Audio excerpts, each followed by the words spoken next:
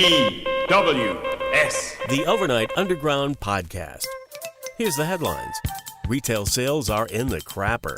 The Michigan legislature shuts down. Wisconsin opens up. Denver gets its own KKK shopper. A new nominee for the worst movie ever made, and a new irritating Chinese ice cream flavor debuts in Hong Kong. These stories and more coming up on today's Overnight Underground News. I'm John Ford. Yesterday we saw the latest jobs report, and no, it wasn't pretty. The retail sales numbers released today don't look much better. CNBC reports retail sales dropped nearly 16.5% in April, which is far worse than was predicted. It's not true. It's absolutely not true. Clothing sales were hit with the biggest downturns. Hey, it's not like you need clothes. You're not going anywhere and no one sees you anyhow. Retail sales declines were also seen in restaurants and service stations, along with retailers that have been deemed non-essential. Grocery stores were one of the few retail establishments that saw an uptick in sales. Hey, people got to eat. And of course, let's not forget about all that toilet paper you bought either. Can I interest anyone in a used toilet seat?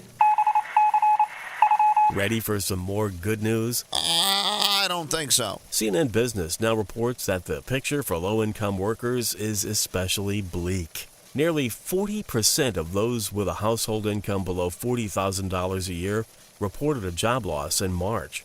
Another study conducted by a Columbia University professor notes that homelessness in the U.S. could reach as high as 45% within a year. 45%! Wow. The professor who conducted the analysis, Dan O'Flaherty, says the downturn is exacerbating homelessness, which is already a public health crisis in many American cities. O'Flaherty notes, quote, "This is unprecedented. No one living has seen an increase of 10% unemployment in a month, except for maybe those who just got fired, and are currently seeing in their own lives 100% unemployment." Fed up with the protesters, Michigan lawmakers have decided to suspend their legislative session rather than face the possibility of continued armed protests. Bloomberg reports that protests have been squarely aimed at Democratic Governor Gretchen Whitmer, who allegedly has received death threats since the protests began. Are you threatening me? Protesters are angered over the governor's controversial lockdown in the state. Lansing lawmakers have been fearing a repeat of the April 30th dissent when armed protesters entered the Senate chamber. The protests on Thursday saw much smaller crowds due to rain in the Capitol, giving birth to the phrase, "Give me liberty or give me death," unless it's raining. Liberty? What is liberty? Freedom. What is freedom, dumb? Across the lake in Wisconsin, things were opening up after the state Supreme Court tossed the governor's stay-at-home orders. Quite a few Wisconsinites? I don't know, dashed from their homes and headed to the bars for a quick schlitz. One patron at a bar in Milwaukee told Reuters News, "It's been kind of boring sitting in my house. I love my fiance, but there's only so much we can handle of each other without having interactions from other people." Wait, does this mean he likes to swing? Another day, another guy shopping in a KKK hood. Fox 31 Denver reports that this time the pointy-headed masked shopper was spotted and, of course, photographed at the city market in the Denver suburb of Dillon. The police have stated that they are asking for the public's help identifying the man. The director of communications for the town of Dillon told the press, quote, "Right now, they've been trying to identify him, contact him, and take it from there. Obviously, we take this kind of action very seriously." Surely you can't be serious. I am serious. And don't call me Shirley. It's time once again for our sound bite of the day. Today's winner comes from the presumptive Democratic presidential candidate, Joe Biden, during his latest virtual roundtable. This is not a moment for excuses or deflections or blame game. We're in the middle of a pandemic that had cost us more than 85,000 jobs as of today. Just for the record, and leaving all the mumbling and other gaffes aside, there have been 36.5 million unemployed in the last 2 months.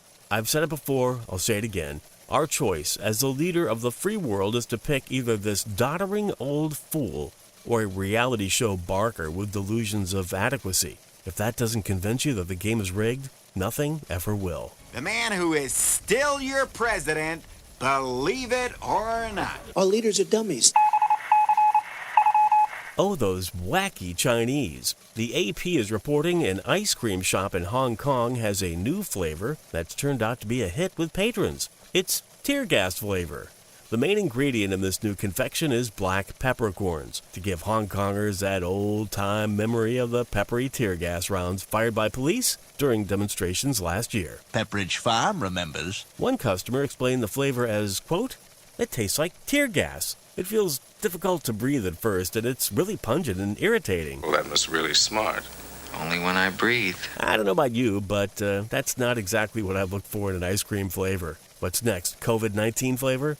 It tastes like a musky face mask, makes it hard to catch your breath, and it's only available, of course, for takeout. The movie Cats is now officially the worst movie ever made. That, according to the man who wrote what previously was considered the worst movie ever made, Battlefield Earth. Writer J.D. Shapiro tells the New York Post, quote, "I watched about 10 or 15 minutes of Cats, and unfortunately, it might beat out Battlefield Earth. To regular people, Cats was f***ing disturbing." That movie has warped my fragile little mind. Great. Now we just gotta wait for Hollywood to make Battlefield Cats. You know, I wouldn't put it past those idiots out there. Gentlemen, he may talk like an idiot and look like an idiot, but don't let that fool you. He really is an idiot. N-E-W-S. A mostly correct and occasionally incomplete transcript and links to reference sources and articles of this Overnight Underground can be found at overnightunderground.com.